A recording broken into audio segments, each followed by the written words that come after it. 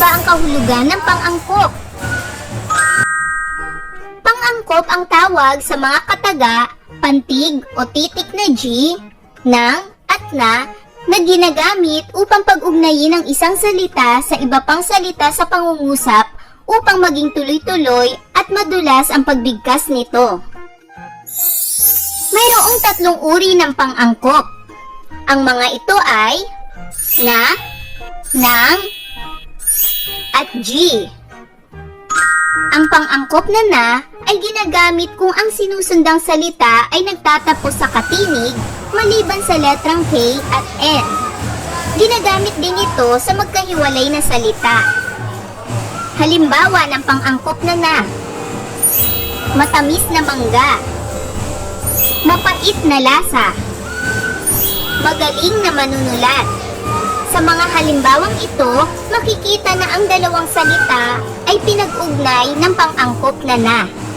Ang pang-angkop na ay ginagamit kung ang salitang sinundan nito ay nagtatapos sa katinig, gaya ng salitang matamis. Ito ay nagtatapos sa titik S. Ang salitang mapait, ito ay nagtatapos sa titik T. At ang salitang magaling, ito ay nagtatapos sa titik G. Ang pang-angkop na ay ginagamit kung ang sinusundang salita ay nagtatapos sa patinig na A, E, I, O at U. Halimbawa ng pang-angkop na mabangong bulaklak. Muling nakita.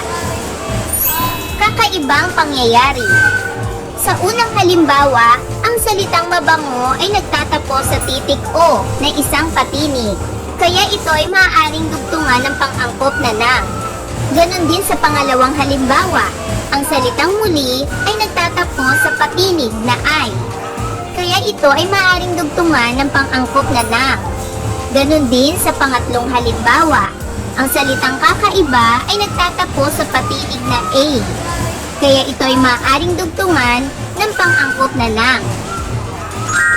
Ang pang-angkop na titik G ay ginagamit sa pag-uugnay ng mga salitang nagtatapos sa titik na N. Halimbawa ng pang-angkop na G. Noong gabi. Nayong maganda. Kinagisnang buhay. Ang salitang noon ay nagtatapos sa titik na N. Kaya ito ay maaari lang dugtungan ng pang-angkop na G upang mapag-ugnay ang dalawang salita. Ganon din sa pangalawang halimbawa, ang nayon ay nagtatapos sa titik N.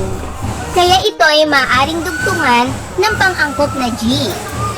Ganon din sa pangatlong halimbawa, ang kinagisnan ay nagtatapos sa titik N. Kaya maaari rin itong dugtungan ng pang-angkop na G upang ang dalawang salitang pinag-uugnay ay maging madulas bigkasin. Tandaan mga bata, ang pang-angkop na G ay dinudugtong lamang kung ang salita ay nagtatapos sa titik N.